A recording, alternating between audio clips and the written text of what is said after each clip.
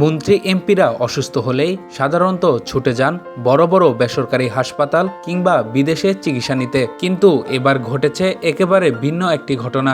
নওগাঁ ২ আসনের সংসদ সদস্য ইঞ্জিনিয়ার এনামুল হক হঠাৎ অসুস্থ হয়ে গেলেন। চাইলে তিনি সহজেই দেশের নামকরা হাসপাতাল বা বিশেষজ্ঞ চিকিৎসকদের কাছে যেতে পারতেন, কিন্তু তিনি সেই পথ বেছে নিলেন না। বরং যেখান থেকে এলাকার সাধারণ মানুষ চিকিৎসা নেন সেই দামুরহাট উপজেলা স্বাস্থ্য কমপ্লেক্সে গেলেন চিকিৎসা নিতে। কোনো পূর্ব ঘোষণা নেই, কোনো বাড়তি আয়োজন নেই। একজন সাধারণ রোগীর মতোই হাসপাতালে গিয়ে চিকিৎসা নিলেন তিনি। আর এই ঘটনায় এখন সামাজিক যোগাযোগ মাধ্যমে তৈরি করেছে ব্যাপক আলোচনা। জানা যায়, হঠাৎ গ্যাস্ট্রিক ও উচ্চ রক্তচাপজনিত সমস্যায় অসুস্থ হয়ে পড়েন এই সংসদ সদস্য।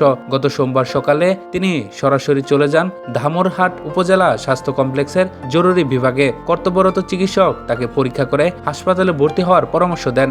এরপর অন্য রোগীদের মতোই তিনি একটি সাধারণ বেডে ভর্তি হন এবং কয়েক ঘন্টা সেখানেই চিকিৎসা নেন। সবচেয়ে অবাক করা বিষয় হলো, হাসপাতালে রোগীদের জন্য যে সাধারণ খাবার সরবরাহ করা হয় সেই একই খাবার খেয়েছেন তিনি। কোনো আলাদা ব্যবস্থা নয়, কোনো বিশেষ আয়োজন নয়, একেবারে সাধারণ মানুষের মতোই চিকিৎসা ও সেবা গ্রহণ করেছেন।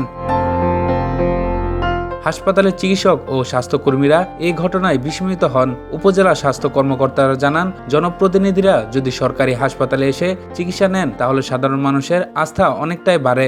সংসদ সদস্য নিজেও চিকিৎসকদের আন্তরিক সেবায় প্রশংসা করেছেন। এদিকে সামাজিক যোগাযোগ মাধ্যমে বিষয়টি ছড়িয়ে পড়ার পর অনেকেই এটিকে ইতিবাচক দৃষ্টান্ত হিসেবে দেখছেন। অনেকেই বলছেন, দেশের একজন এমপি যদি উপজেলা হাসপাতালের উপর ভরসা করতে পারেন তাহলে সাধারণ মানুষের জন্য সেটি একটি বড় বার্তা। সংসদ সদস্য এনামুল হক নিজেও বলেছেন, এলাকার মানুষ যেখানে চিকিৎসা নেয় তিনি সেখানেই চিকিৎসা নিতে চেয়েছেন। সীমিত সক্ষমতা থাকলেও চিকিৎসক ও স্বাস্থ্যকর্মীরা আন্তরিক হলে ভালো সেবা দেওয়া সম্ভব, এটাই তার বিশ্বাস। আর এই ঘটনাকে ঘিরে অনেকে একটি বড় প্রশ্ন তুলেছেন, যদি দেশের মন্ত্রী এমপিরা সত্যি স্থানীয় সরকারি হাসপাতালে চিকিৎসা নেন, যদি তাদের সন্তানরাও স্থানীয় স্কুল কলেজে পড়াশোনা করে, তাহলে কি আমাদের সরকারি প্রতিষ্ঠানগুলোর মান আরো উন্নত হবে না? হয়তো এমন ছোট ছোট উদাহরণই একদিন বড় পরিবর্তনের পথ দেখাতে পারে।